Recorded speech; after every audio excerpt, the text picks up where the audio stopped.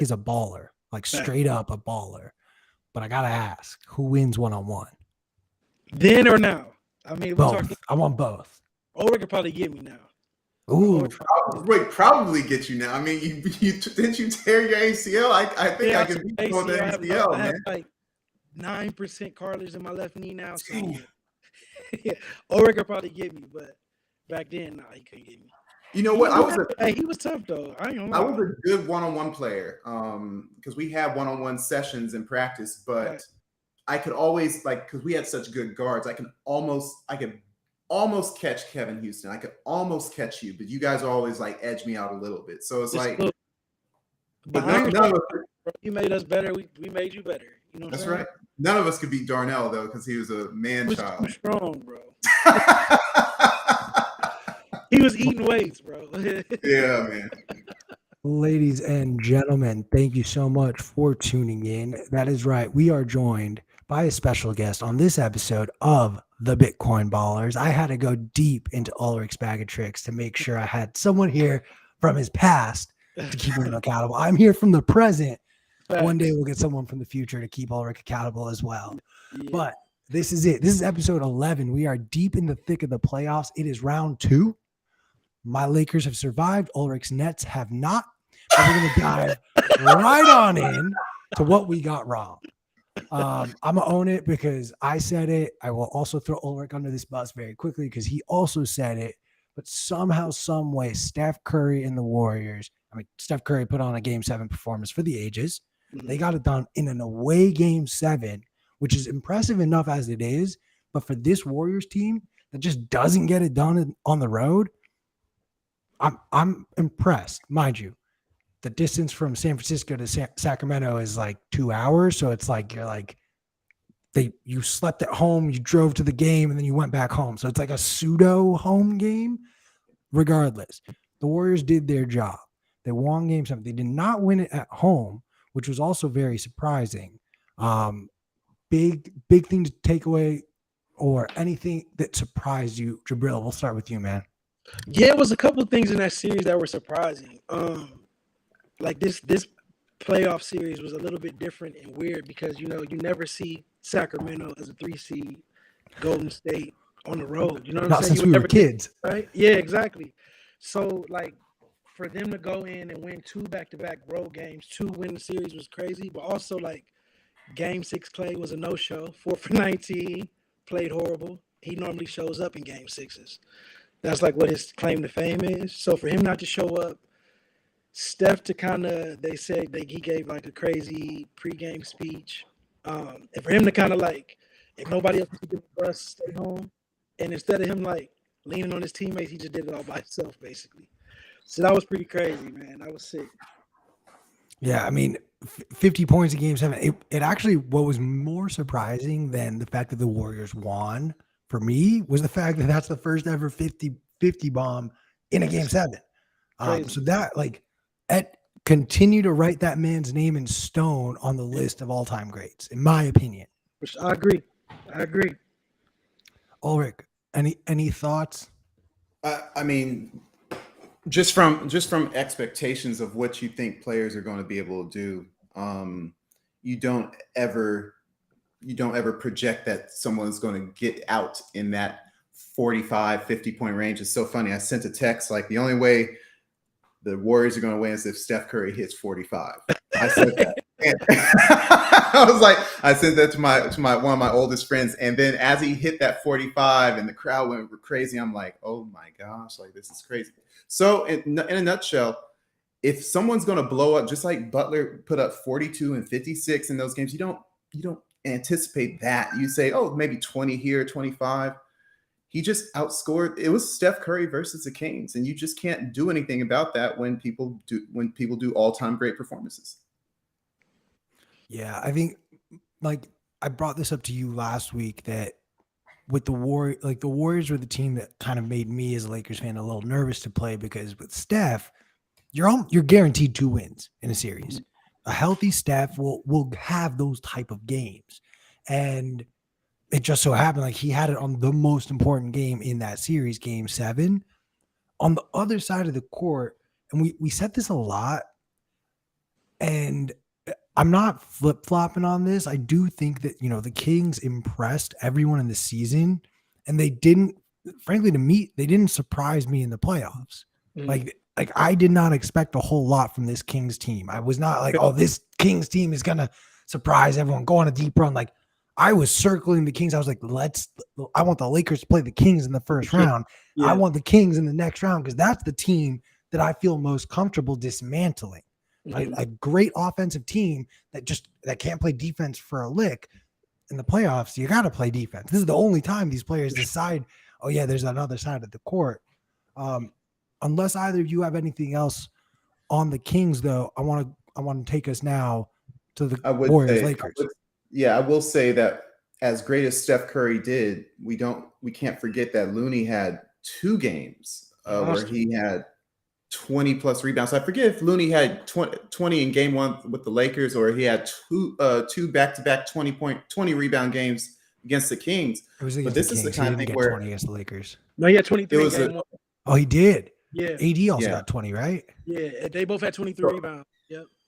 And I don't want to belabor it, but rebounds are so key to getting those reps, especially on the offensive rebound, on the offensive side, to get those reps for Steph to convert those extra attempts. And it's like offensive rebounding is so important. Like Horace Grant used to do that for the Bulls all the time. And that gave them the edge that most people don't think about, because rebounding is the ugly part of the game. But Looney was as much of a factor in that win as Steph Curry, in my opinion. No, for sure. Yep. For sure. I don't doubt that. I want to flip now to the Lakers, who and I'll say it point blank. I had the Lakers winning game 1, made some money on that, and I even diehard Lakers fan, I bet on the Warriors for game 2 because I knew Steph ain't losing 2 games at home.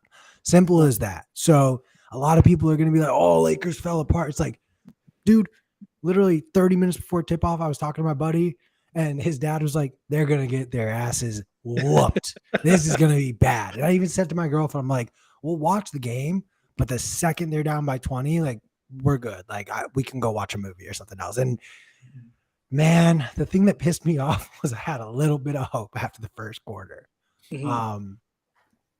This is what scares me of what I watched. What scares me is the fact that AD continues to have his super volatile up and down. Bro, I don't need you to be like Bitcoin right now. Frankly, as Bitcoiners, castrate me for saying this, but AD, I need you to be gold. I just need you to be steady. I don't need you to go up. Give me 20 and 20 for 3 more games, and we win the series in 5. Because, yes, you're right. Looney matched him in rebounds, but guess what? You are not going to match the Lakers on the defensive end. Oh, my God. When Vanderbilt had that, bad fall yesterday, my heart sank. Because if we lose a guy like Vandy, series is done. Series is done. He locked Curry down in game 2. But this is what really, really scares me. They won yesterday's game without a Curry game. So they still can get 2 more wins because of Steph Curry. Frankly, this series is going to 7. Anything can happen in a game 7. Okay. Jibril, what's your thoughts on that?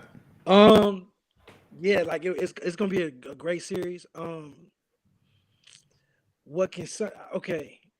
feel like that the Warriors have more of a capability with their roster to be able to make more adjustments than the Lakers, right?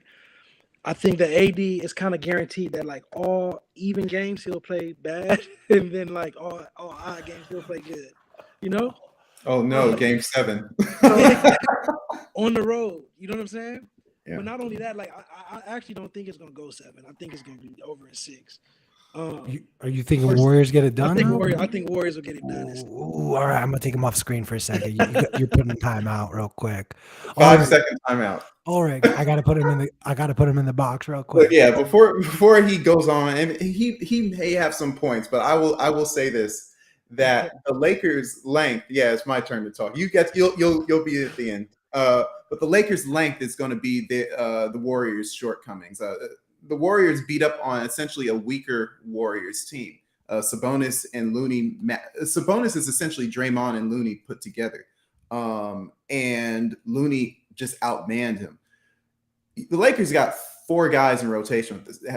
who have the same physical size as Looney. So for Looney to do what he did to the Kings in Game 7, it's not going to happen. I think that you say that the Lakers could adjust, the Warriors could adjust. Yeah, they have a lot of weapons, but those weapons are as volatile as AD is. I tell you, there's some volatility with Jordan Poole and Klay Thompson. I mean, Klay Thompson has disappeared, and Jordan Poole, you wish he disappeared, because the decisions he makes, like, what the hell is that? So JB knows me. I was a defender, whether it was in college, whether it was in the Drew League. They always said, like, we'll have Ulric go, be on that on ball guard, that on ball defender. So I see Vanderbilt doing what he's doing against Curry. I'm like, Curry is 2 games. Curry gives you 2 games, not against a defender like Vanderbilt. That's an exception, and he's a remarkable defender that every team doesn't have the opportunity to have. Not only is he a lockdown defender like maybe a Marcus Smart, but he also has the wingspan of a Kevon Looney. So it's like, I think that the Lakers have the better adjustment. You think that AD is going to average 8 points in the series? Good luck on that over under. So in my opinion, I'm still on the Lakers in 6 games. Jibril, you're out of the penalty box. Go ahead. Okay, thanks for my release. But look, okay. He's put me in there before. It's okay. Man, So when you talk about Vanderbilt, right? Did you see? Okay, the first half of Game 1, the Lakers were very dominant, right? It took the Warriors a fill-out process of about 34 minutes, and you see the way that Game 1 ended, right? Mm-hmm. Before you go on, I got to counter that one. They took Vanderbilt out and they had D'Lo guarding him. So as soon as they put Vanderbilt back, they put Troy Brown on him, who made a lot of mistakes defensively as well. Okay. But Vanderbilt was gassed. Did you see Vanderbilt last night? He was gassed. Yeah. So right. As good as Vanderbilt is as a guard, right? He only, as a defender, he only plays against Steph Curry when he was with Minnesota or Utah maximum 4 times a year, right? This is the only team that plays this particular way. So I don't think that, like, him guarding a Dame Lillard or a Ja Morant in the first round, you sitting there waiting for a high pick and roll, and that's it. The Lakers were trying to push everything down, funnel everything to AD in Game 1, right? Mm-hmm. So they made some mistakes, got some shots blocking in the paint, and then in Game 2, they put the ball in Steph's hands where he can't be denied the ball, where you don't have to necessarily counter or go back or push Steph back door when he's off the ball, and Draymond is the main playmaker, brings the ball up, initiates the offense, right? So you put the ball in Steph's hand, where now when he's at the head of your defense, he's automatically is going to create so much gravity. It's 2 to 3 guys, your eyes on them or bodies on them at the time. Now it's just simple. Let's make the right play. And when you have a playmaker like Draymond in the middle of a paint on a roll, 2-on-1 situation, 3-on-2. What are the Lakers doing? What is Vanderbilt? Vanderbilt has nothing to do with those plays. You know what I'm saying?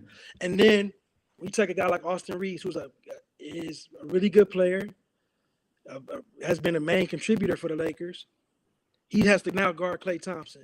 So the whole time on defense, he's running off screens, and he's 2 for 7 last night. Right. So where's Mal on defense? Right. Exactly. So it hurts his offense. Right. Where was D'Lo last night? So you talking about volatility with Jordan. Yeah. You talk about volatility with Jordan Poole. I mean, the Warriors don't necessarily have to count on Jordan Poole because they can win essentially without him, right? They've done it before. Last night they didn't need him, and they won by 30 points, right? Then you mentioned Looney. Looney had 23 points. 80 is the key. You know what I'm saying? For the Lakers to be successful. But 80 had a monster game, and he only won by what was it? 117, 112. They won by 5, yeah. 5, 117, 112. If AD drops any, it's over. And all the Warriors really have to do to win this series is just take care of the ball and rebound.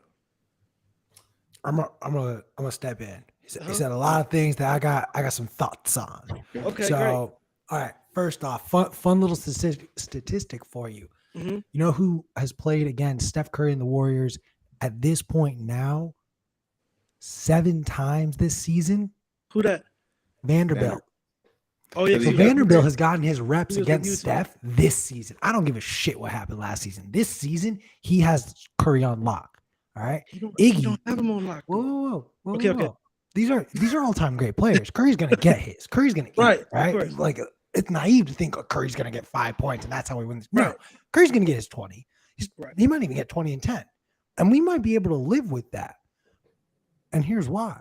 Andre Iguodala literally won an NBA Finals MVP award for Which is keeping bullshit. LeBron in check. In check was like 23, 8, and 6. It Like was like those are 30, incredible yeah. numbers. You But still- it's LeBron James where you're expecting 30, 10, and 10.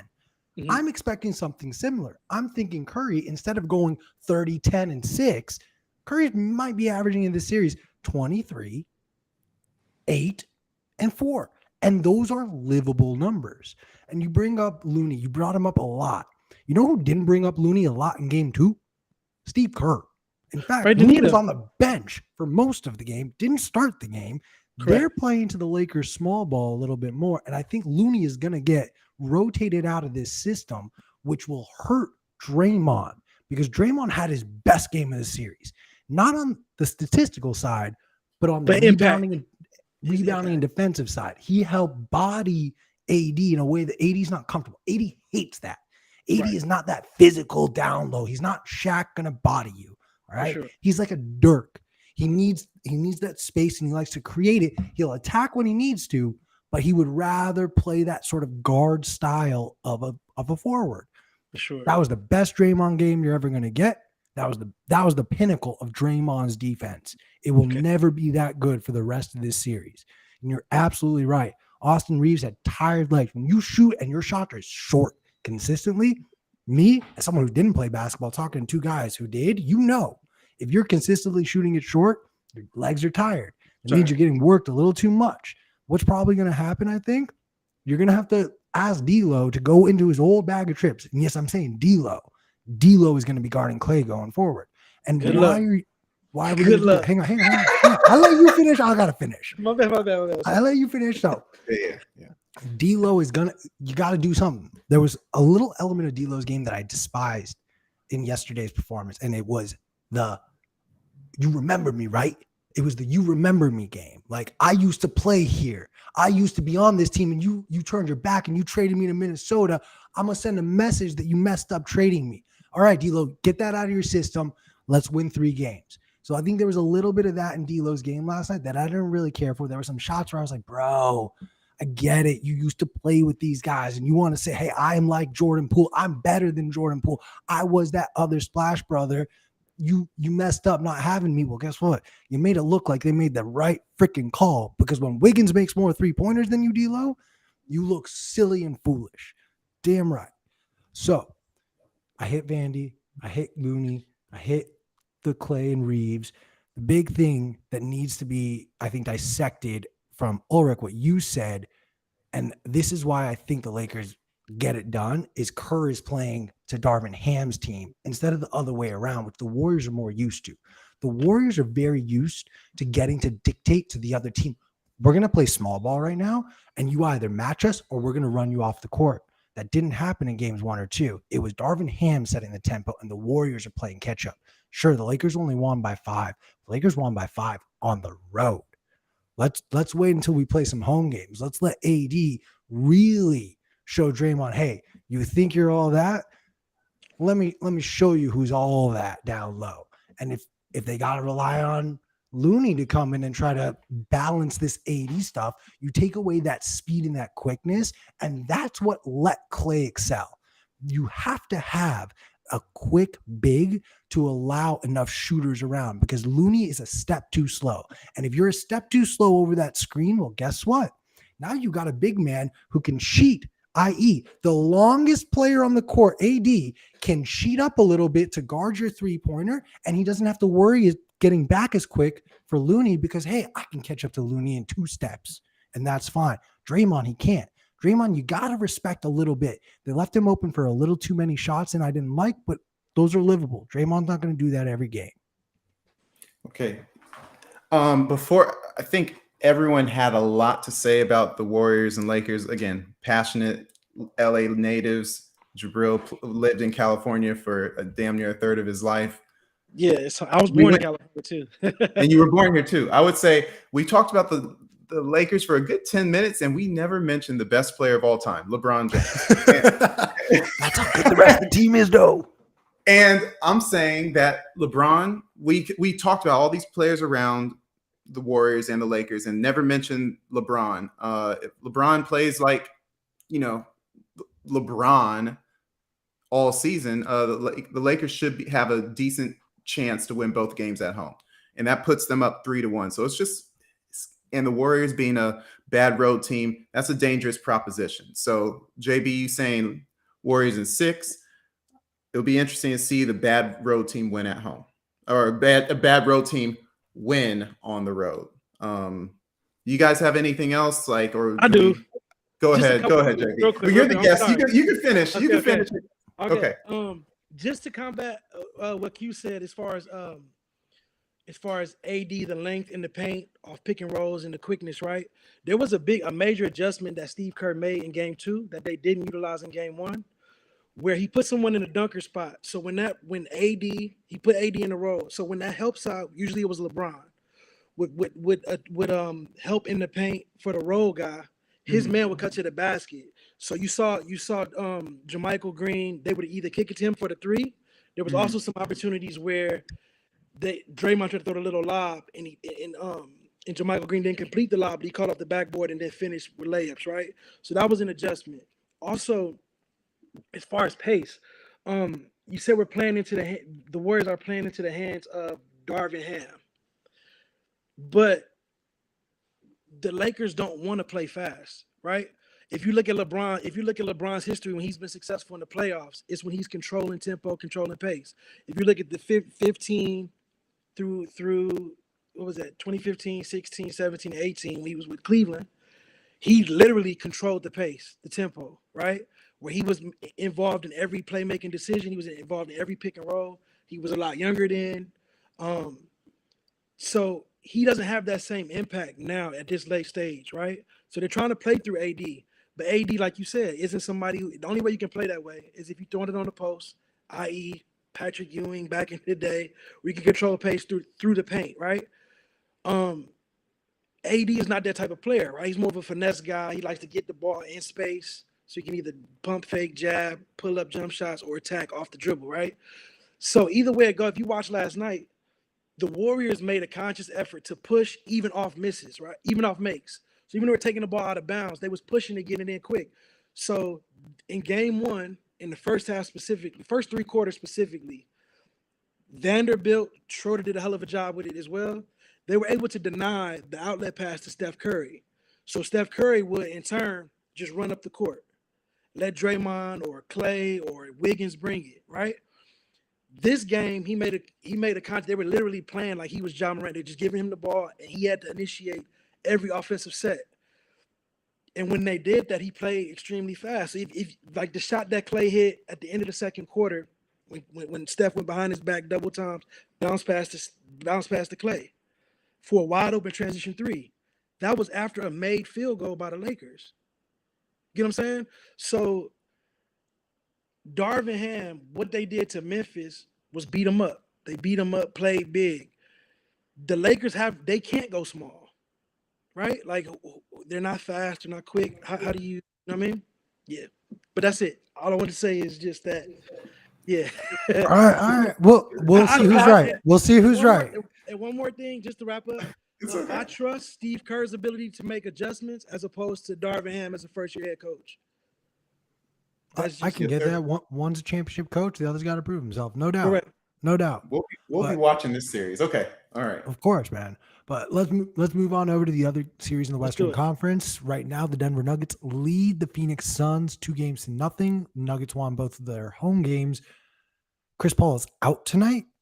And I'm going to go on a limb and say, yes, I did pick the Suns. They are still my pick out of the West to win. And I honestly think they're going to win both these games at home. I don't think that Kevin Durant and Devin Booker are going to go down without a fight. And honestly, if I'm going to pick 2 players to have on my team with my back against the wall, it's honestly those 2 guys. Joker had a really funny comment yesterday, I think, in an interview. Ulrich, I don't know if you saw, where like some reporter asked him something silly, and then Joker goes, "No, I expect for them to just forfeit the game, and we're just Yeah, gonna he win did that say way." that. So that was So, hilarious. so I think Joker knows that this is gonna be the hardest game of the series for the Nuggets. Full stop. But this is the game where your back's against the wall. You're not coming back down 3-0. I will eat my words if they lose tonight's game, because like they can win game 4, fine. But if you don't win game 3, your season is over. Um, that said, like I said this early on too, the team that scared me the most for the Lakers to play in the first round was the Memphis Grizzlies.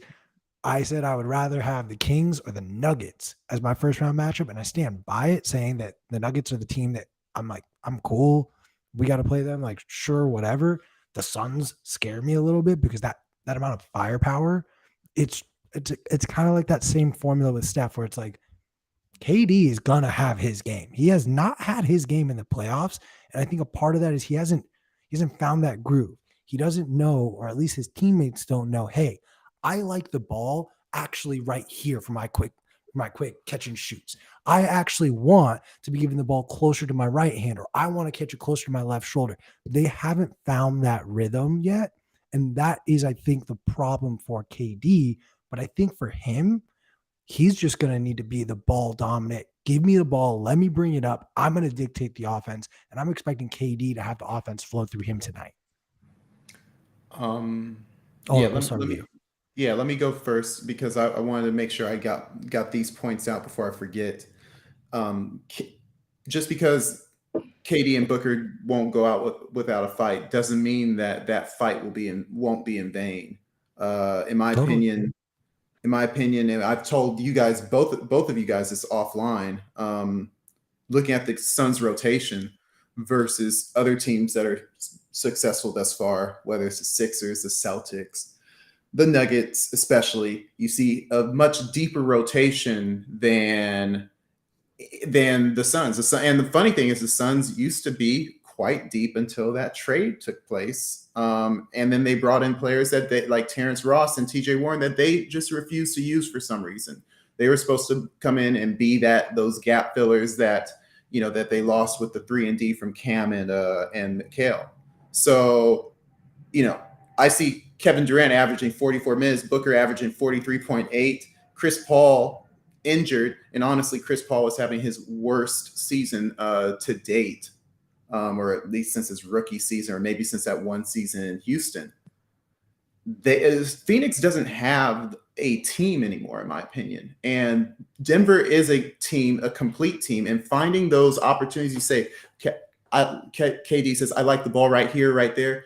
It takes longer than 2 days to figure out. And so I would say better luck next year for the Suns. They're going up against a team that has lost enough in the semifinals, and I think it's their turn to go to the Western Conference Finals and face the Lakers. On that note, go ahead, Jibril. Well, real quick, I got a question for you, actually, Ulrich, because That's fine. we've talked about this a lot, and I genuinely want to know: is not having Chris Paul, in your opinion, does that make the Suns better, or does that lack of a player, i.e., another loss of depth, does that hurt them? Like, are the Suns better or worse without Chris Paul? Loss of depth right now. If they had depth, if they had a 9-man rotation, I would say yeah, because I think yeah, they would be better because they only run 6 or 7 now, 6.5. Now campaign is starting, and who's his backup? They're going to put in someone cold that may be a little jaded, that he was not playing the entire season series before. And I know they're all professionals, but Chris Paul is a defensive liability. He's going to be open, and he'll make open shots. But I see Paul as, he's my age.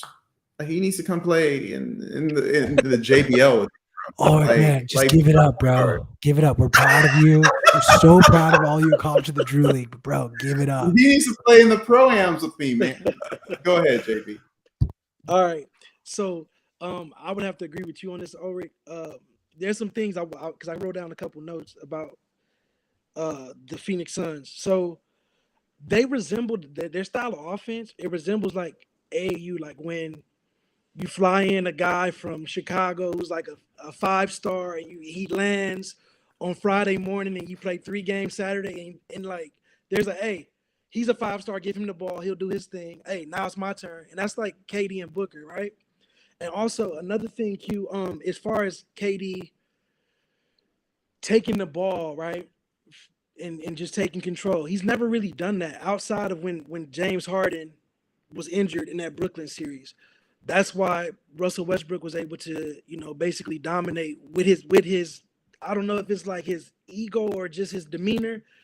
KD is like, I'm just gonna get a bucket. You pass me the ball, I'm cool with getting the bucket, right? Then Ulric, you mentioned CP was having his worst year, but in the playoffs, interestingly, he's been a plus 38 overall. Oh, I like JV. So I don't like plus minus, so go ahead. But continue. I like it because of how many minutes those 3 are playing. So, and Q, you mentioned like KD needs the ball in certain places. CP3 is the person that would be able to get him the ball in those places. So not having him, and also him being a defensive liability in this particular series, you can hide him on a Bruce Brown. You can hide him on the Kentavious Caldwell-Pope. So his defensive liability wouldn't have been as felt had this been like a series if he was guarding and had to guard a Klay Thompson, a Steph, or Jordan Poole. You get what I mean? So Totally. That's why I think that Phoenix is in trouble. In Denver, like Ulric said, I would agree with you. Like there's kind of like steps to success, right? So they've had some disappointments in losing in the semifinals and having injuries these past couple of years. Now you have Jamal Murray fully healthy coming back. You have Michael Porter Jr. coming back healthy. You have Aaron Gordon, who has a lot to prove. And they also have a bunch of different bodies that they can throw at Kevin Durant, right? So it's kind of similar to when Brooklyn played the Bucks, right? When they could throw Giannis on them, they could throw PJ Tucker on them, they can throw Chris Middleton on them. So all those things wear KD down. Where when you get to the fourth quarter or overtime, he goes 0 for 5. You get what I mean? So by Denver they have Michael Porter Jr., Aaron Gordon, Jeff Green, Bruce Brown. They have a bunch of bodies, and the kid Christian Brown is also really good defensively. Kentavious Caldwell-Pope. He's gonna be hot. Yeah, Kentavious Caldwell-Pope also. So I'm also kind of disappointed in lastly, I'm disappointed in the way Monty Williams has used his bench, right? He hasn't. You trade for TJ Warren, a guy who prior to coming to Phoenix is a scorer off the bench. You go and get Terrence Ross, one of the leaders in 6. He was always like in the 6-man vote, right? And you don't play him at all. You know what I mean? So like now you got Diet CP Cameron Payne smooth into the starting lineup. It's CP 15 instead of CP 15. CP3 you got CP 15, and now you have to figure out, okay, where will I get these bench points? And it was interesting. He moved Torrey Craig to the bench when he was killing in round 1 against the Clippers. Did they start Okogie? Mm-hmm. Yeah, he started Okogie instead of Torrey Craig. You bring him off the bench, and he doesn't have the same impact. So some guys aren't meant to like make shots off the bench coming in cold. It could be a little bit difficult. That's wild. Yeah, like Torrey Craig is like, he's not, oh, we're gonna put you in, you're gonna like give us a quick 10. Like that's not Torrey Craig's game. Torrey Craig is like, I'm wide open. You forgot about me, but I can score. But I'm not going to be the focal point. Yep, I agree. So yeah, I think that Phoenix is in trouble, and I really hope for KD's sake that they don't get swept, because that'll be a bad look as far as like last year got swept, and Boston did a number on him. I had never seen him look like that as he did last year. So hopefully, I hope Q, you're right. I stand firmly by like what you guys are saying is absolutely correct. Like I genuinely think the Nuggets have been the better team, but I've seen and watched enough basketball, especially playoff basketball, to know like just because you're up 2-0, like plenty of teams have lost the 2 away games and then won the 2 home games, and then it's just all right, best of 3. Like that is in the realm of possibility, simply because you could get, in my opinion, Booker and KD to combine for 70 points. Now, this is one thing that, and this is more a question for the two of you who like have played higher level basketball than I ever have, because another player that we didn't talk about on the Lakers, who I think, Ulric, you were kind of alluding to, is like one of the 4 guys as their bigs, Mo Bamba. Mo Bamba hasn't seen the court since he's come back. When he first got traded to the Lakers, he was getting serious minutes. I genuinely am of the camp that's like, well, that was your tryout. And unfortunately, like between those minutes you played and what you've shown in practice, and the same, in my opinion, is for guys like Terrence Ross and DJ Warren, like Monty's just looking at them like, your guys are great players. And I need a training camp with you guys for you to understand this system, because you're not at that level. You're a 3-star AAU guy that's got to play in the system. You're not the 5-star guy that I can just throw on the court and say, like, take the ball and go. But I that's more of a question for the two of you. I'll go first because Jibril may have a better insight on that one. In my opinion, you brought these guys in for a reason, and I feel like the Lakers brought a bunch of guys in as well. Like all these teams made big moves: the Clippers, the Lakers, the Suns, and we were talking about them for weeks. And you say like, okay, you know, now what? Now this is this is a playoff roster. The Clippers, as you know, they lost that series, but all their newer players showed out for what they could. Westbrook did fine. Whatchamacallit? Not Terrence Mann. Bones Highland did fine. Eric Gordon did fine. They lost, but you see like moments of this is why you brought them in. The Lakers were the best team in the West post All-Star game because of their new players. And then you have the Phoenix Suns, who you saw, I think Terrence Ross's first game, he had like, 12 quick points. TJ Warren never had a chance. And I'm like, you're going to need these guys if something goes wrong. You got to give them their reps. And I just think that was in my opinion, that's a coaching mistake, that you don't have them ready for when they're potentially needed. And now you have to inject them potentially at a chemistry, critical disadvantage against a team that's played together forever.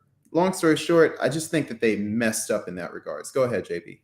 Yeah, I agree with you, man, especially when you have a guy like Terrence Ross who is instant offense. He can score in many different ways. You could put him in pick and roll. He can score. He's a catch and shoot guy as well. He comes off pin downs.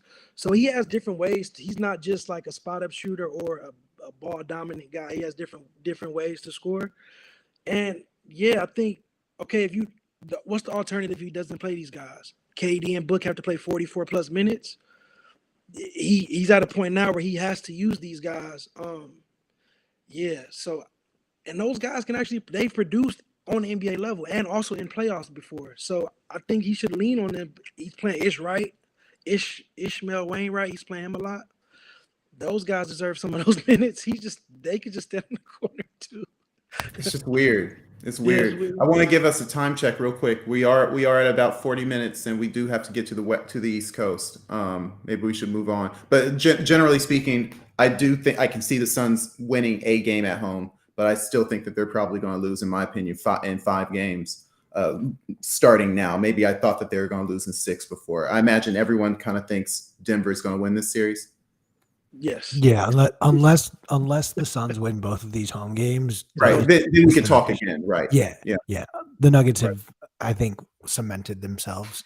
But let's move on over to the East. Worth just pointing out and recording at the time of this recording, the 76ers and Celtics are in the middle of the second quarter right now. I think they're a 2-point difference. I've been watching the score; it keeps going back and forth.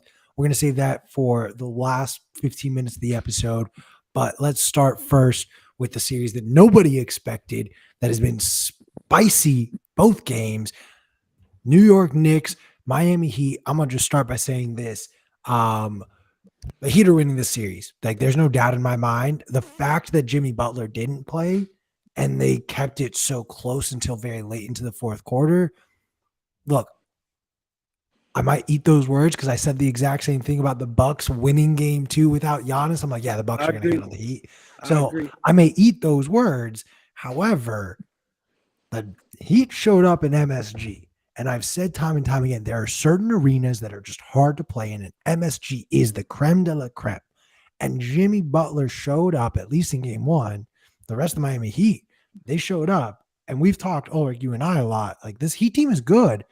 But the only reason they lose is because they beat themselves. It's not because their opponent beats them. So the Heat keep playing at a certain level. And the level I want to talk about is their 3-point shooting. They've got to keep hitting that. And the second they don't, guys like Brunson, guys like Julius Randle will punish them for those types of mistakes, like poor shot selection, like just missed open shots. You cannot win this series against the Knicks if you think you can just miss half of your wide open shots. Simple as that. Again, I'll say the same thing that I've said about the Heat pretty much from the inception of this show. The Heat can win this series, and the only thing stopping the Heat from winning it is themselves. Jibril, I'll let you start. First? Okay, perfect. Yeah, man, this series is a great throwback to like early 90s, my era of basketball, Heat, Knicks, you know what I'm saying? So, yeah, like I'm excited about You act like you're 50, bro. Like you ain't that old, man. You guys are old as shit. I'm saying those series are when I fell in love with basketball, bro. Right. Like, you know what I'm saying? Yeah. Like Tim Hardaway versus Mark Jackson. You know what I'm saying? But yeah, so like and Greg Anthony, Charlie Ward, I digress. So I agree. I think the Heat will win this series, should win this series. I think they have the better coach. I think that they have the most buy-in. You see the way they galvanize each other and they rally behind one another. You see Julius Randle getting an attitude with his teammates, pushing his teammates off. Don't talk to me. Those type of things matter in the playoffs. I'm sorry. You know what I'm saying? And I think it's also like with Jimmy coming back, I think it was the series before it started, I was like, this is like a battle of wills, Brunson or Butler. Who's gonna impose their will on the series? Brunson hasn't been as efficient. Game 2 was a lot better for him. But yeah, and just jumping back to Monty Williams for a little bit. Eric Spoelstra didn't play Duncan Robinson at all in the regular season. And look how he's utilizing him now when you need somebody that can score. One Tyler Hero breaks his hand. Duncan Robinson can shoot. He might be a defensive liability, but he plays hard. I haven't played him in 30 games. I'm going to slide him in here. And that's when you have a coach, like that's a great coach. You know what I mean? And I don't understand why, opposed to that, I don't understand why Thibodeau doesn't use Evan Fournier or these guys that he has on the bench that are shooters. They went 3 for 16 from 3 in the first half of game 1. You got a shooter, Evan Fournier, sitting on the bench. You're playing the zone anyway. Give him an opportunity. But, yeah, I think the Heat as well. Yeah, I mean, I think we see two different. JB, we've talked about culture before multiple times with this Heat team, and we've probably, and even though we don't like it, Thibodeau has a culture too, and it's one we just despise, and one that's shown its head in time and time again, whether Chicago, Minnesota, New York. He's generally hard-headed, and that's okay, but he should probably be coaching University of Nebraska or something, rather than an NBA, because millionaires don't take that too kindly. So, in my opinion, you can't help. I mean, I'm starting to become a Jimmy Butler fan, even though you, JB, hate his game. It's okay. But maybe what I'm feeling is I actually like the Heat culture, even though, I've always talked bad about the Haslam or the Howards, the 44-year-old guy with the jersey on the bench. You and Q have said like, no, this is necessary. I'm like, no, it's not. But it's like I can see why there's some resiliency, there's some consistency with this team, essentially overperforming. And I forgot which one of you said it. I think it was Q. The Heat were notoriously bad at 3-point shooting this year. I think they were around 27, 28, or even dead last. I forget. I've heard multiple numbers. And they're killing in 3-point land right now. So when you take the Heat have been the Heat, plus they're now a good 3-point shooting team. Now you have the keys to be able to beat the best team in the league, the Bucks. Now you have the keys to beat the Knicks or the Cavs. Doesn't matter if you're playing at Madison Square Garden or at home, because you're knocking down shots confidently. So in my opinion, I think this is like baseball, where a team is catching fire at the right time. Barring any issues with Jimmy Butler's injury, I just think that the mentality wins with this team. But again, like, I don't want to discount the star power of Randall and Brunson. If the Heat don't play beyond what they are as a team, then the Knicks will put them in their place, because the Heat are playing above, the Knicks are playing right where they are. If the Heat go back to the normal Heat, it's lights out. But I do think that will not happen, and the Heat will end up winning probably in 6 or 7. It's going to be one of those classics. Yeah. All I'm going to say, and then I do want to, unless Jibril, you have anything else on this series to discuss, is like we've especially the two of you have cited a lot of past seasons. I just want to remind you, the Miami Heat are only one season removed from being the number 1 seed in the East. So correct. To be honest, I think the regular season, or this past regular season, like this was an underperformance from the Heat. And right now, yes, they're exceeding expectations, but they're playing at a level, in my opinion, of a number 1 seed. So to be honest with you, like I'm gonna say a famous last words, like Heat in 6, like simple as that. Famous last words, though. I'd agree with that.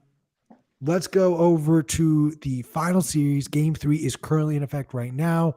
I literally just have the score up. It is 49-45, unless ESPN is fucking me over. ESPN is fucking me over.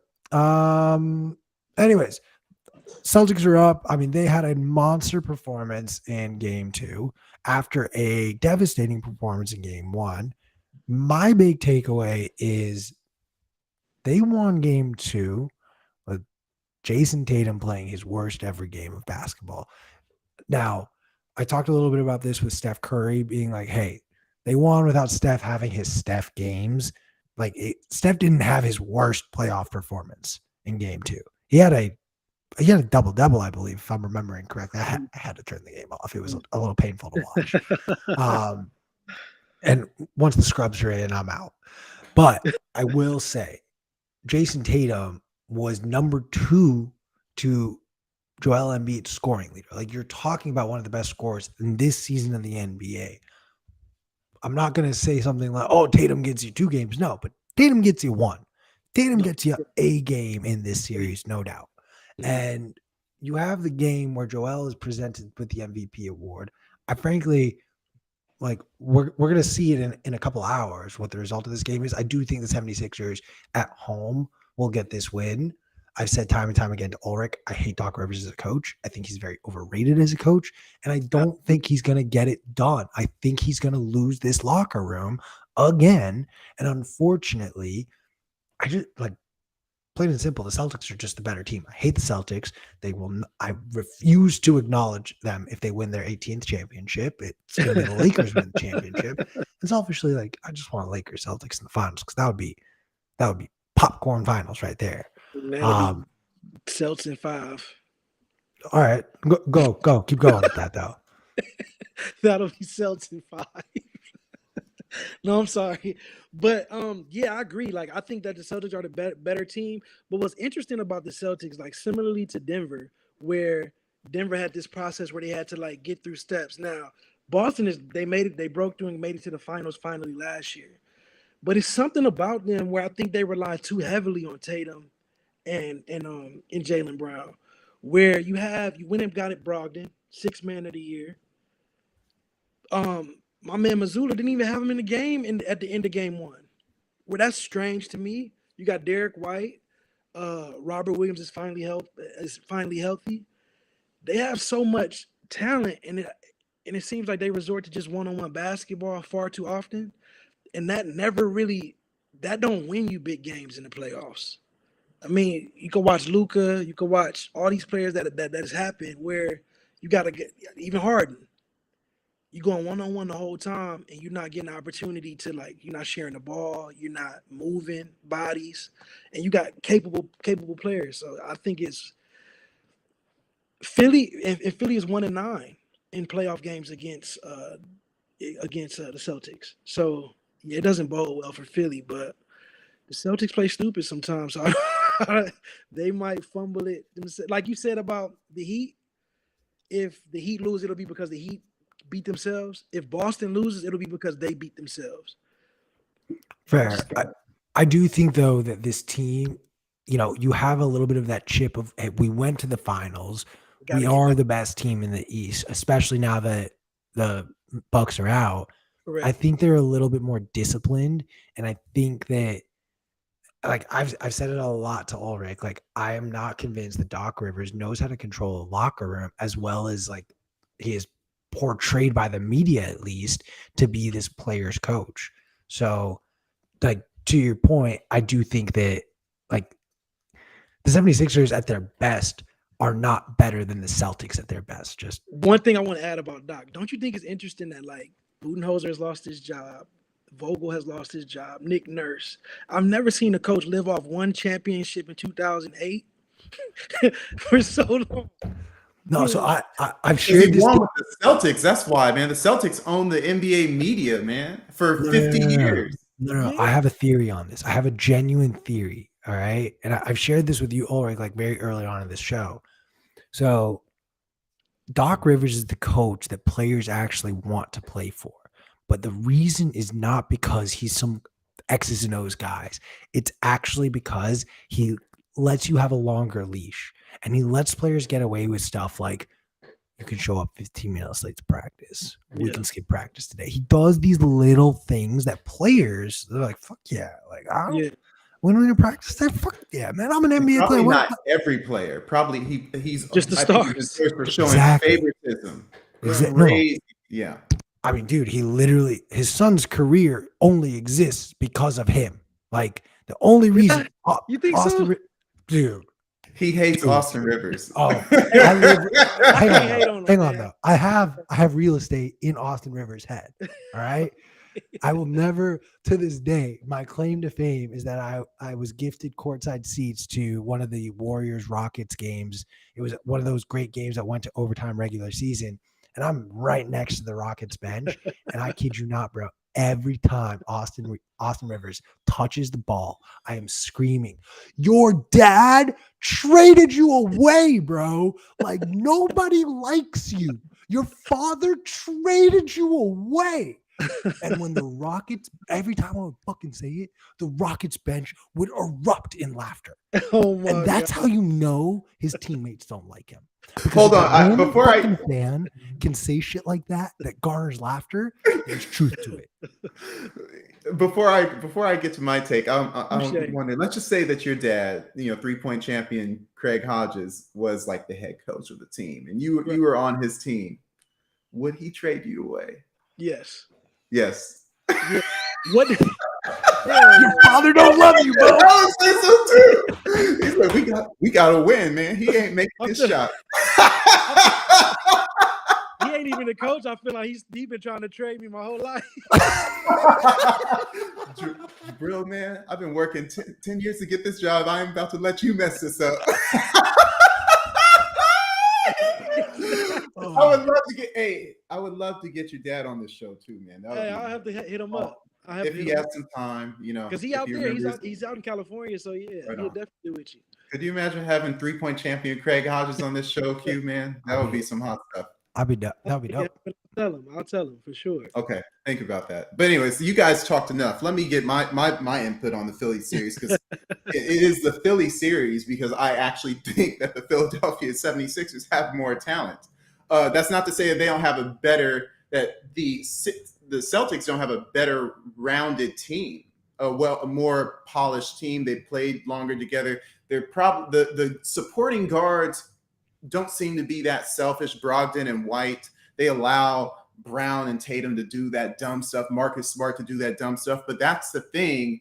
I feel the dumb stuff is happening. I don't drink. He's saying it's Cinco de Mayo. Ulric is hammered. No, I'm very moderate. Both of you guys. That was the craziest take I've ever heard. Maybe in Miami I will be, but we'll see. But look, all I'm saying is that the Celtics start core, Tatum, Brown, and Smart. These are the guys who've been there the longest. Jibril would talk to me and say, "Oh, what the heck are they doing? Why are they throwing like in the finals? Smart was turning the ball over back to back to back. Jason Tatum, we were talking the other day. Why is he going 1-on-3? And it's nice if he makes it, but when he doesn't, it looks stupid.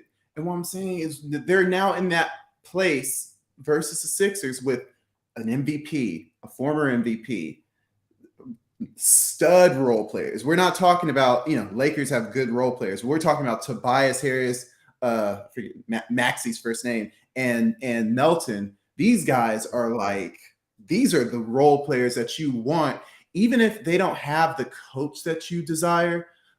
Missoula ain't it either. Good point. Good point. So all I'm saying is that I see the Sixers as a potential Denver Nuggets of the East, where they've gotten their butts kicked, they've messed up, they've had Fat Harden enough times. It's like, when is this going to happen? When is this? And maybe it's this time when Brown and Tatum, Brown is a free agent next year, so maybe something could be thrown off, and they're all of a sudden not in perfect unison. Where Smart does some stupid Jordan Poole thing because he's done that Jordan Poole thing in the past. Where, oh my gosh, Tobias Harris is playing like the all-star we all thought he kind of was. Maxey. I just feel like the potential for the Sixers, mind you, a very good three-point shooting team. You saw how, despite Boston shooting 75% in that game, Sixers won because Boston is stupid. And what I'm saying is that I think that will be the reverberating theme of this playoffs, even though, it's 1-1 and Boston's up right now. They're up by 7 at halftime in a game that Q thinks Philly's going to pull out. I don't see much of oh yeah, Boston's just a better team. I saw Harden put up an all-time great performance with Embiid out. I see Embiid getting better and better. He has 14 at halftime right now. I don't know. I think, and they're down by 10, 57-47, right? No, 57-50. But still, he has 14 at halftime. Harden's playing bad, but the MVP is back. I know it's funny, but then you just said Boston's stupid, and they're all of a sudden just going to win in 5. So that makes everything you guys said. It just sounds like you give a lot of credit. You must just put Doc Rivers as he's just the epitome of that. I think it's not only Doc. I think it's the combination of Doc, James Harden's playoff performances. I think it's a combination of all of that. And now when James Harden is off, we got to make sure Maxey is going. Tobias Harris, is he ever in the rhythm really? And even I thought it was weird when Harden was after that performance, he was like, yeah, I can still do it. I get to do it. I was able to do what I wanted tonight. So was that a shot at Joel, or what was that? Well, he was trying to caveat it. He was Harden says random stuff, man. No, Harden was feeling slighted because people were like, oh, you still got it. It's well, I don't need to play it that way that I used to, dropping 40 points when I got a teammate like Joel. It's better for me to get 20 and 10 than it is for me to get 40 and 3, which is absolutely right. But I think the issue I have with what you're saying, Ulric, is far and away the Celtics have more talent. I take Jason Tatum and Brown as a duo over Joel Embiid and Harden. Even with Joel being a pure center, I still would take the other duo. I would even go so far as say Tyrese Maxey. I had a chance to go last year to the Raptors 76ers game 1, and I was there for a lot of the pregame stuff. And the thing that really impressed me was that when all these rookies and all the young guns are doing the shoot around, the players who are not going to play, they were working out. Tyrese Maxey was out there too. That impressed me. I like that kid. He's going to be exceptional. I still take Malcolm Brogdon over him too. Okay. I still say Sixers will win this series in 7 games. So you guys are different. In Boston, you're going to say they were winning. Okay. Yeah. Let me ask you this, both of you. Who comes out of the East? Do you think the winner of this series goes to the finals, or do you think the Heat could do it? I got whoever wins this Philly-Boston series, personally. This is one of those questions where I just don't even want to answer because I'm holding against you. I need more data on the Heat, because the Heat are changing. But I mean, I would say it's the Sixers' turn to come out, but I didn't expect Jimmy Butler to be playing like this. So I got to see more of Butler.